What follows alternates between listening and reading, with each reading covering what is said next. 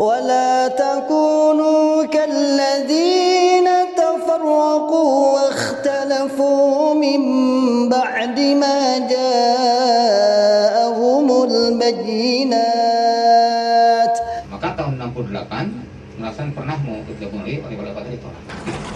Sudah cukup.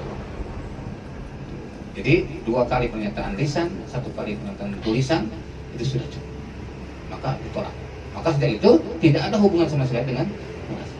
Akhirnya Nur Hasan dengan mankulnya, dengan mutasinnya, dia terus merekrut orang-orang untuk bergabung dengannya, dan dia kan mengklaim sebagai murid Darul Hadis. Darul Hadis itu salah satu perguruan tinggi di Mekah. Nah, kemudian ternyata pada alhamdulillah ada Ustadz Abdul Halim Sulaiman yang pernah tinggal 23 tahun di Timur Tengah dan pernah ngajar di rumahnya kerajaan Raja Kaisar. Itu baiat kepada Al-Fatah. Dialah yang membongkar kebohongan Hasan Ubaidah. Wa ulaika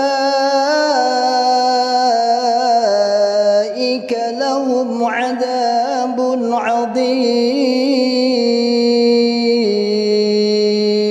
Dia sampaikan kepada Nur Hasan. Akhirnya Nur Hasan bertemu Wali Al-Fatah. Lalu baiatlah tahun 56 itu kepada Wali Al-Fatah. Akhirnya belajar dari Wali Al-Fatah tentang jamaah dan imamah.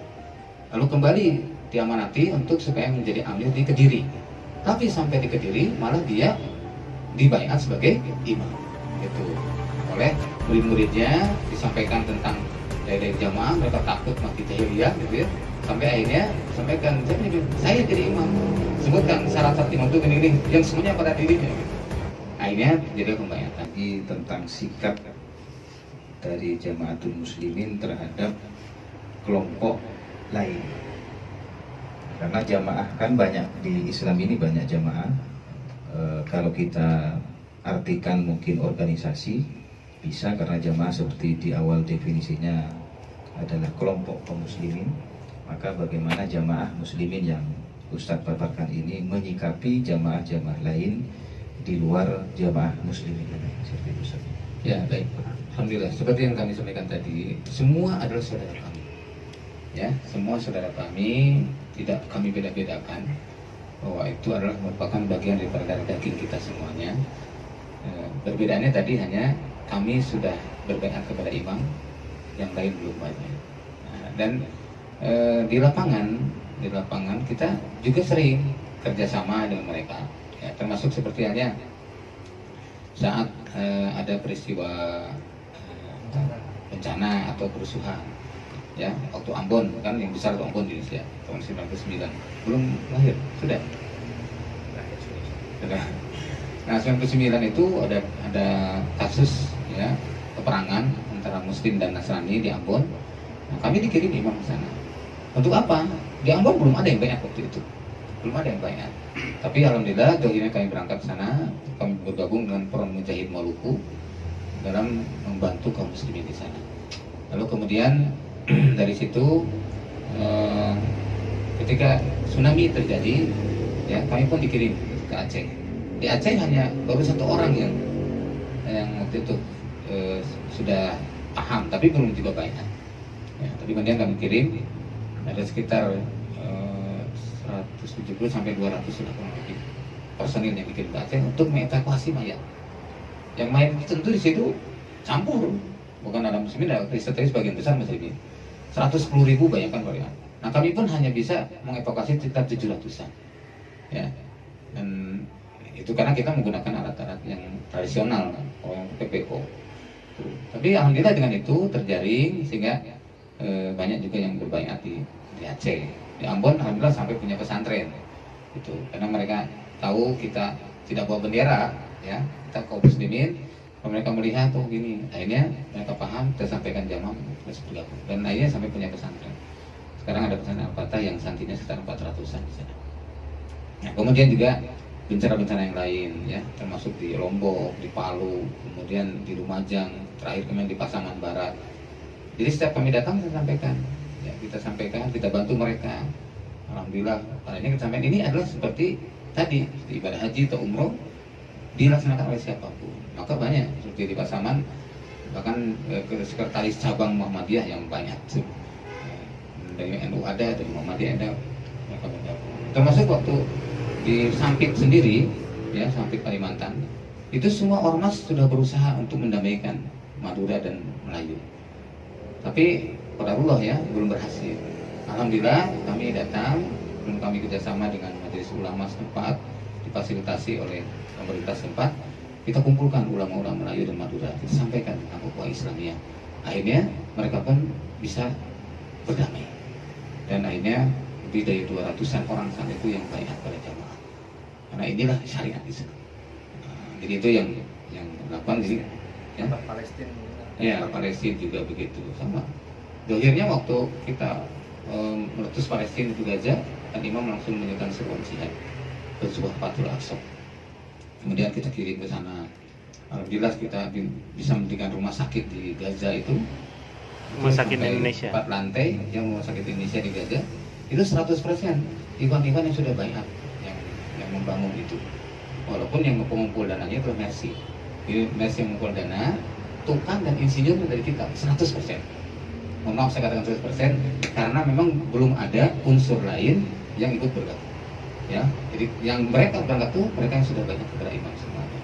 Ustaz, Ini dengan kepedulian. jadi dipertegas lagi bagaimana pandangan kita terhadap orang non-Muslim, karena ada kelompok lain kan yang mengkafirkan. Nah, Ya, kalau sesat. itu kan sudah jelas kita juga hindari. Bahkan kita meyakini kalau seperti mohon maaf ada kelompok-kelompok tertentu kan yang mengkafirkan orang di luar jamaah, itu sangat kami prihatinkan justru. Kami pun seringkali menyampaikan. Maka saya juga pernah diundang di Bekasi Selatan. Jadi masjid-masjid di Bekasi Selatan undang saya untuk menjelaskan tentang firqah sesat. Nah, saya angkat itu mewaspadai firqah sesat. Artinya supaya kita mewaspadai mereka dan kita meluruskan mereka. Jangan sampai menjadi duri dalam daging di tengah kaum muslimin. Itu. Oke, baik Ustaz. Menyambung pertanyaannya Ustaz Sufyan, pimpinan LDII itu ternyata pernah baiat pada awal Al-Fatah. Mungkin sejarahnya Ustaz pernah Ya. sampaikan. Jadi pada tahun 1956 itu ada salah seorang tangan kanan Nur Hasan Ubaidah ketemu Imam Al-Fatah di Lakua Jakarta Utara. Ketemu, disampaikan masalah jamaah, dia paham, akhirnya baiat kepada Al-Fatah. Dan selama dari tahun 41 berdiri pesantren Darul Hadis sampai Sofyan Bisri itu baiat, nggak pernah disampaikan tentang jamaah imamah itu oleh Nur Hasan. Nah, ini kebohongan yang di latar belakang demikian. Kemudian setelah itu dia sampaikan kepada Nur Hasan. Akhirnya Nur Hasan bertemu Wali Al-Fatah. Lalu baiat tahun 56 itu kepada Wali Al-Fatah. Akhirnya belajar dari Wali Al-Fatah tentang jamaah dan imamah. Lalu kembali diamanati untuk supaya menjadi amir di Kediri. Tapi sampai di Kediri malah dia dibaiat sebagai imam. Itu oleh murid-muridnya disampaikan tentang dari jamaah, mereka takut mati jahiliyah gitu ya. Sampai akhirnya sampaikan, saya jadi imam. Sebutkan syarat-syarat imam itu gini-gini yang semuanya pada dirinya gitu. Akhirnya jadi pembaiatan di Gamsung Mangu. Kemudian setelah itu kembali lagi tahun 59 ya. Diperingatkan tahun 58, 59 datang Ke baiat Cilengsi. yang kedua kali ya. Bukan Cilengsi, belum ada Cilengsi. Oh, bang. Ke Jakarta. Jadi baiat yang kedua kalinya tahun 59, tapi setelah itu ternyata masih juga kembali ke Kediri menyampaikan bahwa dia sebagai imam. Maka tahun 62 itu datang lagi, dia menyatakan baiat yang ketiganya dan tertulis. Nah, tulisan baiatnya itu ditulis ada di YouTube ada, ya, dan itu disebarkan. Yang di tanda tangan, yang pakai tanda tangan, pulpennya ini milik Ustaz Saifuddin, guru saya. Itu Ustaz Saifuddin yang pulpen yang dipinjamin untuk tanda tangan itu. Dan Nah, dokumentasinya masih ada. Ada dokumentasi saya di situ. Nah itu pun ternyata dihianati juga. Maka tahun 68 Hasan pernah mau bergabung lagi oleh Wali Fatah ditolak. Tidak, sudah cukup. Jadi 2 kali pernyataan lisan, 1 kali pernyataan tulisan itu sudah cukup. Maka ditolak. Maka sejak itu tidak ada hubungan sama sekali dengan Nur Hasan. Akhirnya Nur Hasan dengan mankulnya, dengan mutasinnya, dia terus merekrut orang-orang untuk bergabung dengannya. Dan dia kan mengklaim sebagai murid Darul Hadis. Darul Hadis itu salah satu perguruan tinggi di Mekah. Nah, kemudian ternyata pada Allah alhamdulillah ada Ustadz Abdul Halim Sulaiman yang pernah tinggal 23 tahun di Timur Tengah dan pernah ngajar di rumahnya kerajaan Raja Kaisar. Itu baiat kepada wali al-fatah. Dialah yang membongkar kebohongan Nur Hasan Ubaidah. Dibongkar bahwasanya Nur Hasan Ubaidah itu sama sekali bukan anggota Darul Hadis. Kemudian dicek waktu itu dipimpin direktur Darul Hadisnya Dr. Syekh Muhaimin Abu Samah, ya, ditanyakan adakah nama Nur Hasan Ubaidah dari Indonesia. Dicek dari seluruh administrasinya tidak ada satupun nama Nur Hasan. Nama dirinya mah ada Abdul Halim Sulaiman karena dia punya bukti ijazahnya. Nah itu yang terjadi. Maka kemudian dilacak lagi siapa sebenarnya guru Nur Hasan Ubaidah. Ternyata Syekh Umar Hamdan yang mengajar di gerbang Babu Salam. Itulah gurunya yang mengajarkan mankul, mengajarkan musnad muttasil sampai sekarang. Sehingga mewajibkan semua orang LDI tidak boleh belajar hadis kalau bukan pada imamnya Nur Hasan. Dan tidak sah hadis dipakai kalau belum disahkan oleh Nur Hasan. Bahkan dalam kitab Tirmidzi itu di sanad ini disebutkan. Bahkan sanad terakhir itu Nur Hasan Ubaidah. Nur Hasan Ubaidah, kemudian Syekh Umar Hamdan terus kepada langsung sampai pada Nabi, begitu. Nah, ini maka ketika ada orang LDI sekolah ke Mekah, kemudian mereka belajar di Mekah, akhirnya mereka paham tentang kekeliruan LDI dan akhirnya keluar dari LDI. Maka kalau tidak heran kalau kita lihat di YouTube tuh ribuan sekarang orang LDI keluar setelah di masa keterbukaan. Karena dulu kan nggak boleh ngaji yang lain, nggak boleh buka kitab lain, pakai kitab lain tidak boleh gitu. Nah sekarang sudah keterbukaan ini sudah tidak bisa dihalangi informasi itu. Nah itulah. Jadi kami juga sangat kasihan sama orang-orang LDI itu, makanya termasuk iwan-iwan yang banyak dari LDI itu beliau kaget juga dengan sejarah itu, ya. Dan Bismillah gitu ya. Akhirnya kalau misalkan ya,